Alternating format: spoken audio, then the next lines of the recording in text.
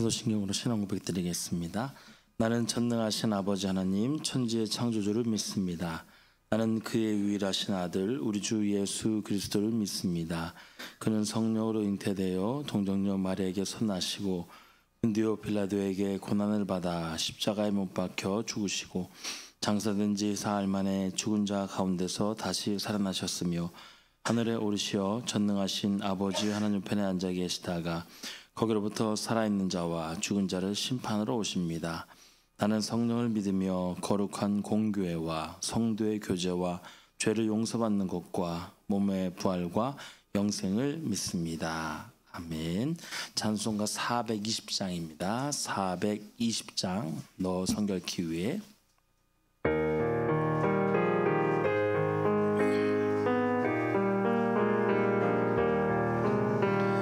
너 성결케 위해 늘 기도하며 너 주 안에 있어 늘 성경 보고 온 형제들 함께 늘 사귀면서 일하기 전마다 너 기도하라. 너 성결케 위해 내 머리 숙여 저 은밀히 계신 내 주께 빌라. 주 사귀어 살며 주 닮으리니 널 보는 이마다 주 생각하리. 너 성결케 위해 주 따라가고 일 다급하여도 당황치 말고 참 즐거울 때나 또 슬플 때나 너 주님만 믿고 늘 따라가라. 너 성결케 위해 늘 기도하며 내 소원을 주께 다 맡기어라. 너 성령을 받아 주 섬겨 살면 저 천국에 가서 더 잘 섬기리. 하나님의 말씀 민수기 5장 11절에서 31절까지의 말씀입니다. 민수기 5장 11절에서 31절까지의 말씀 함께 교독으로 보신 후에 마지막 절 함께 합독으로 읽겠습니다. 여호와께서 모세에게 말씀하여 이르시되 이스라엘 자손에게 말하여 그들에게 이르라. 만일 어떤 사람의 아내가 탈선하여 남편에게 신의를 저버렸고 한 남자가 그 여자와 동침하였으나 그의 남편의 눈에 숨겨 드러나지 아니하였고 그 여자의 더러워진 일에 증인도 없고 그가 잡히지도 아니하였어도 그 남편이 의심이 생겨 그 아내를 의심하였는데 그의 아내가 더럽혀졌거나 또는 그 남편이 의심이 생겨 그 아내를 의심하였으나 그 아내가 더럽혀지지 아니하였든지 그의 아내를 데리고 제사장에게로 가서 그를 위하여 보리 가루 10분의 1 예발을 헌물로 드리되 그것에 기름도 붓지 말고 유향도 두지 말라. 이는 의심의 소재요 죄악을 기억나게 하는 기억의 소재라. 제사장은 그 여인을 가까이 오게 하여 여호와 앞에 세우고 토기에 거룩한 물을 담고 성막 바닥에 티끌을 취하여 물에 넣고 여인을 여호와 앞에 세우고 그의 머리를 풀게 하고 기억나게 하는 소재물 곧 의심의 소재물을 그의 두 손에 두고 제사장은 저주가 되게 할 쓴 물을 자기 손에 들고 여인에게 맹세하게 하여 그에게 이르기를 내가 내 남편을 두고 탈선하여 다른 남자와 동침하여 더럽힌 일이 없으면 저주가 되게 하는 이 쓴 물의 해독을 면하리라. 그러나 내가 내 남편을 두고 탈선하여 몸을 더럽혀서 내 남편 아닌 사람과 동침하였으면 제사장이 그 여인에게 저주의 맹세를 하게 하고 그 여인에게 말할지니라. 여호와께서 내 넙젖다리가 마르고 내 배가 부어서 내가 내 백성 중에 저주거리 맹세거리가 되게 하실지라. 이 저주가 되게 하는 이 물이 내 창자에 들어가서 내 배를 붓게 하고 내 널쩍다리를 마르게 하리라 할 것이요 여인은 아멘 아멘 할지니라. 제사장이 저주의 말을 두루마리에 써서 그 글자를 그 쓴 물에 빨아넣고 여인에게 그 저주가 되게 하는 쓴 물을 마시게 할지니 그 저주가 되게 하는 물이 그의 속에 들어가서 쓰리라. 제사장이 먼저 그 여인의 손에서 의심의 소재물을 취하여 그 소재물을 여호와 앞에 흔들고 제단으로 가지고 가서 제사장은 그 소재물 중에서 한 웅큼을 취하여 그 여자에게 기억나게 하는 소재물로 제단 위에 불사르고 그 후에 여인에게 그 물을 마시게 할지라. 그 물을 마시게 한 후에 만일 여인이 몸을 더럽혀서 그 남편에게 범죄하였으면 그 저주가 되게 하는 물이 그의 속에 들어가서 쓰게 되어 그의 배가 부으며 그의 넓적다리가 마르리니 그 여인이 그 백성 중에서 저주거리가 될 것이니라. 그러나 여인이 더럽힌 일이 없고 정결하면 해를 받지 않고 임신하리라. 이는 의심의 법이니 아내가 그의 남편을 두고 탈선하여 더럽힌 때나 또는 그 남편이 의심이 생겨서 자기의 아내를 의심할 때에 여인을 여호와 앞에 두고 제사장이 이 법대로 행할 것이라. 함께 읽겠습니다. 남편은 무죄할 것이요 여인은 죄가 있으면 당하리라. 아멘. 기도하겠습니다. 좋으신 아버지 하나님 은혜를 감사합니다. 지난 간밤에도 저희들을 주님 품 안에서 편히 쉬게 해주시고 또 이 새벽에도 저희들을 주 앞에 불러주심을 감사합니다. 오늘도 저희들에게 새날 주시고 또 생명 주시고 건강 주셨는데 이 한날도 주님과 더불어 동행하게 하시고 주를 기쁘시게 하는 한날 되게 하여 주옵소서. 이 새벽에도 주님을 사모합니다. 말씀과 기도 가운데 저희들을 만나 주시며 주의 성령으로 충만케 하여 주옵소서. 주님께 감사의 예물과 또 1000번째 예물을 드립니다. 믿음으로 또 순종으로 감사함으로 드리는 예물을 주님께서 기뻐 받으시고 약속하신 하늘의 복과 땅의 복으로 충만하게 채워 주옵소서. 주의 은혜로 종의 가정들을 형통케 해주시며 그 자녀들을 축복하여 주옵소서. 예수님의 이름으로 축복하며 기도하옵나이다. 아멘. 이 새벽에도 주의 은혜와 축복이 함께 하시기를 축원합니다. 이 민수기 이제 5장의 11절에 있는 말씀에서는 이제 그 부부 사이에 이제 상대방에 대한 그 의심이 생겼을 때에 그 의심의 문제를 어떻게 풀 것인가 하는 얘기입니다. 이제 이런 내용들은 성경에만 나온 것은 아니고요. 이 당시에 있었던 주변 나라에도 보면은 이런 풍습들이 있습니다. 아마 여러분들이 영화를 보다가도 이런 뭐 비슷한 풍습 같은 것들이 있습니다. 근데 이런 것들이 사실 어떻게 보면은 좀 뭐랄까 미개한 풍습이죠. 그래서 뭐 사람에게 독을 마시게 한다든지, 그래서 네가 죄가 있으면 이 독을 먹고 죽을 것이고 죄가 없으면 이 독을 먹고도 살 것이다 하는 이런 어떤 이런 무식한 방법을 쓰는 내용들이 그 주변에 있었고 지금도 뭐 아프리카 같은 데 가면은 이런 그 풍습이 남아 있는 데가 있다 그래요.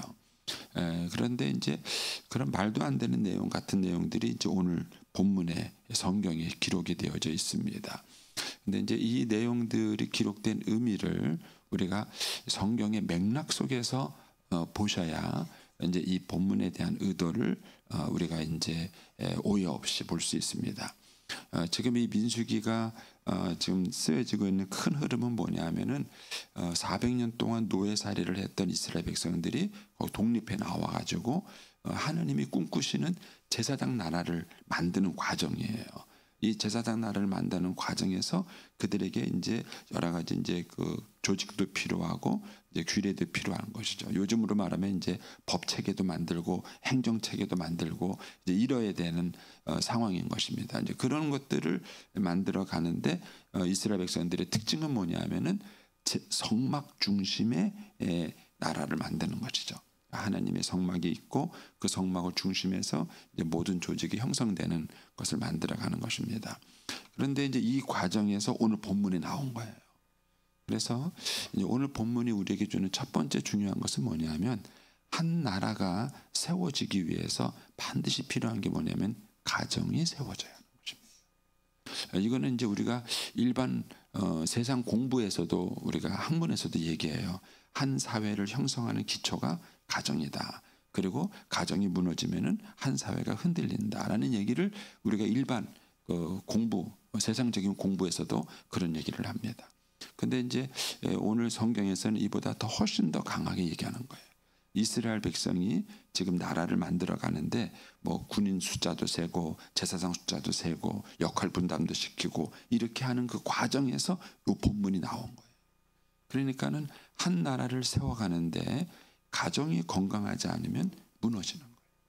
이제 공자도 가와만사성이다 이런 얘기를 했잖아요. 근데 우리가 가와만사성만 배운 건데 가와만사성 치구 평천합니다.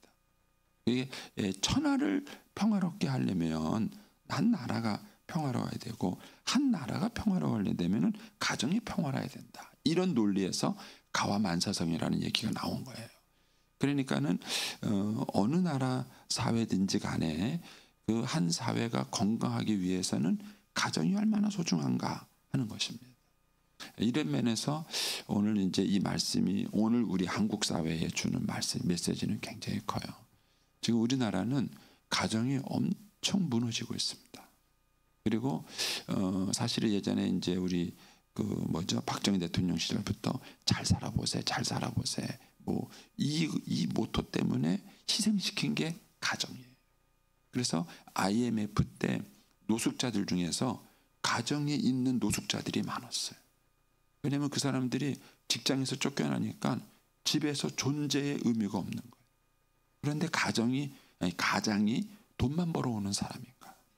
아니에요. 직장에서 쫓겨나면은 가장이 집에서 필요 없는가? 하는 거예요. 그런데 IMF가 우리한테 그걸 깨닫게 해준 거예요. 예, 직장에서 쫓겨난 가장들이 집에를 못 들어가는 거예요. 그래서 우리나라가 이렇게 잘 경제적으로 엄청난 부를 이루었는데 이 과정에서 희생시킨 게 가정이에요. 가정을 희생시키고 이렇게 나라가 잘 살아보세라는 이 행위였습니다. 요즘은 어떻다고 생각하십니까? 요즘은 지금 우리나라가 여러 가지 많은 그런 이제 민주화 과정을 이루고 사회적 발전을 이뤘다고 그랬지만은 이 현대 사회에서 결정적으로 무너뜨리고 있는 것이 뭐냐면 가정이에요. 가정. 동성애도 무서운 게 뭐죠? 그 동성애가 궁극적으로 가정을 깨는 것입니다. 그래서 이 가정이 무너지면 한 사회가 건강할 수 없어요. 그리고 그 사회는 반드시 무너지게 돼 있습니다. 그래서 우리들의 삶 속에서 가정을 세우고 있는가를 보셔야 됩니다. 사실 이제 우리 부모님들도 생각을 해보셔야 됩니다. 부모님들이 자녀들하고 관계를 가질 때 내가 자녀들의 가정을 도와주고 세워주고 있는가 무너뜨리고 있는가를 여러분 보셔야 돼요. 저희 어머님은 저를 사랑하셨어요. 그리고 이런저런 얘기를 많이 하셨는데 가끔 우리 어머님 때문에 가정의 위기가 올 때가 많았어요. 우리 어머님이 아들의 가정을 깨려고 했다 그러진 않으셨죠. 그런 그런 얘기 우리 어머니 노발대발하시겠죠. 그런데 본인이 잘 모르셨어요. 본인이 내가 하고 있는 이 행동이 아들의 가정을 세워주고 있는지 아니면 그 가정을 깨고 있는지를 의식을 못하신 거예요. 그리고는 이제 본인의 습관과 본인의 경험 그런 것을 가지고 이렇게 이런저런 간섭을 얘기하셨는데 그것이 결국은 저의 가정이 흔들릴 뻔했던 것입니다. 그래서 여러분들이 한 가정이 건강하게 쓴다는 것이 얼마나 중요한지 모릅니다.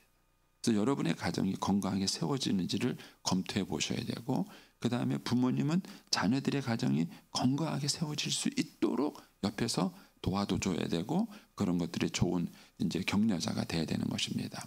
그런데 이제 오늘 본문에는 가정이 세워지는 데 있어서 중요한 핵심이 뭐냐면은 부부입니다.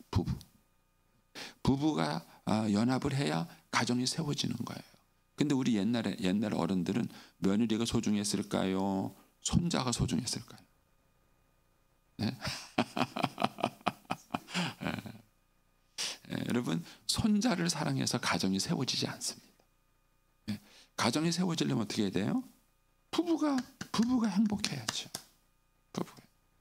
그런데 옛날 어른들은요, 손자는 사랑하는데 며느리는 사랑하지 않았어요. 가정을 깨는 거예요. 결국 궁극적으로는 손자를 사랑하지도 않는 거예요. 생각해 보세요. 내가 사랑하는 손자의 그 부모가 서로 이혼하고 살면은, 그러면은 그 손자가 행복하겠는가 하는 것입니다. 그래서 한 가정이 건강하게 쓴다는 얘기는 부부가 건강하게 쓴다는 거예요. 그래서 부부가 연합해서 건강하게 살아갈 수 있도록 도와주는 것이 한 가정이 건강하게 쓰도록 도와주는 기초가 되는 것입니다. 그래서 부부가 연합해서 하나가 돼서 한 몸으로 살아갈 수 있도록 도와줘야 되고, 또 부부도 그런 노력을 해야 되는 것입니다. 그런데 부부가 연합되는 데 있어서 가장 중요한 게 뭐냐? 그것은 믿음입니다. 사랑이 아니에요. 믿음이에요. 믿음이 깨지면 부부가 이 관계가 깨지는 거예요. 근데 오늘 본문의 말씀에서는 바로 그 부부의 믿음의 문제를 다루고 있는 것입니다. 자, 11절 말씀 보세요. 여호와께서 모세에게 말씀하여 이르시되 이스라엘 자손에게 말하여 그들에게 이르라. 만일, 예를 드는 것이죠. 만일 어떤 사람의 아내가 탈선하여 남편에게 뭘 저버렸어요? 신의, 믿음을 저버린 거예요. 믿음을 저버린 거예요. 그러니까는 부부 사이에서 이 탈선이 주는 의미가 뭐냐면 단순한 탈선의 문제가 아니에요. 뭐가 문제가 되느냐면 부부 사이에 신뢰를 깨는 거예요. 믿음을 깨는 겁니다. 그리고 부부 사이에 믿음이 깨지면 어떤 것도 할 수 없어요. 어떤 것도 할 수 없습니다. 예를 들어서 내가 남편을 믿지 못해요. 그런데 남편이 날 사랑하고 잘해줘요. 그러면은 아내가 어떤 생각을 할까요? 예? 아, 나한테 잘해주는구나, 사랑하는구나, 이렇게 생각하지 않아요. 남편의 행동을 어떻게 해석하냐면은, 아, 이거 또 나쁜 짓 하는구나, 또 나쁜 짓 하니까 나한테 지금 이렇게 잘하는구나, 이렇게 해석을 해요. 그러니까는 신의를 저버려, 믿음이 흔들려 버리면 사랑이 사랑으로 해석이 안 되는 거예요. 그래서 믿음이라는 것이 부부 사이에 굉장히 중요합니다. 그래서 부부가 행복하려면 믿음을 관리하셔야 돼요. 부부 사이에 믿음을 관리하셔야 됩니다. 제가 이제 뭐 제 아내하고 지낼 때 핸드폰 비밀번호를 공유한다고 말씀을 드렸는데, 그것뿐만이 아니에요. 저는 이제 아내하고 모든 삶의 문제들을 공유합니다. 일단 숨기지 않아요. 숨기지 않습니다. 숨길 일을 또 하지도 않아요. 그러니까는 부부 사이에 서로를 의심할 만한 어떤 거를 만들지 않으셔야 됩니다. 그런데 부부마다 달라요. 왜냐하면 사람마다 그 스타일이나 또 자라온 환경이나 이런 게 다르기 때문에 부부마다 그 여러 가지 그 원인이 다릅니다. 다르는데 그거를 파악하셔야 돼요. 그래서 우리 부부 사이에 믿음을 관리하는데 가장 중요한 게 뭔가, 그거를 잘 파악하셔서 그 부분을 관리를 하셔야 돼요. 관리를 하셔서 부부가 신의를 저버리지 않으셔야 합니다.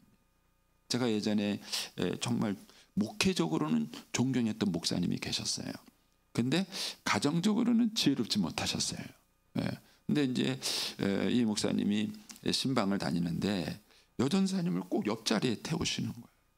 사모님이 그걸 되게 싫어하셨어요. 싫어하셔서 막 뭐라고 그러는데 목사님이 신경을 안 쓰시더라고요. 왜? 내가 뭐 잘못했냐? 제가 볼 때 목사님은 떳떳하세요. 떳떳한데 아내인 사모님이 불편해하면 하지 않으셔야 돼요. 그런데 본인은 내가 떳떳하다 이거예요. 내가 떳떳한데 네가 왜 그러냐, 뭐 이런 거예요. 오히려 이제 그 아내를 타박하는 거예요. 근데 제가 볼 때는 목사님도 지혜롭지 못하고 여전도사도 지혜롭지 못해요. 여전사도 그 정도쯤 되면은 지혜롭게 행동을 했는데 꼭 어디 신방 갈 때 목사님 옆자리에 앉아요. 꼭 옆자리에 앉아요. 그래가지고 자꾸 시비거리를 만들어요. 이거는 둘 다 지혜롭지 못하는 것입니다. 그러니까는 우리가 한 가정을 세워나갔을 때에 신의를 지킨다, 믿음을 지킨다는 것이 얼마나 중요한가 하는 사실을 여러분들이 이해하시고 이 신의를 지키는 관리를 하셔야 됩니다. 근데 이제 그 중에 오늘 본문이 다루고 있는 것은 부부의 성적인 문제예요. 근데 왜 이제 이 문제가 되느냐, 이걸 좀 이해하시려면은 잠언 30장 말씀을 한번 찾아보십시오. 잠언 30장 18절입니다. 잠언 30장 18절.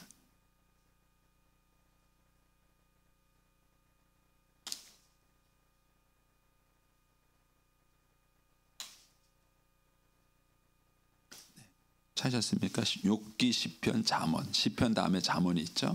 잠언, 전도. 잠언 30장 18절.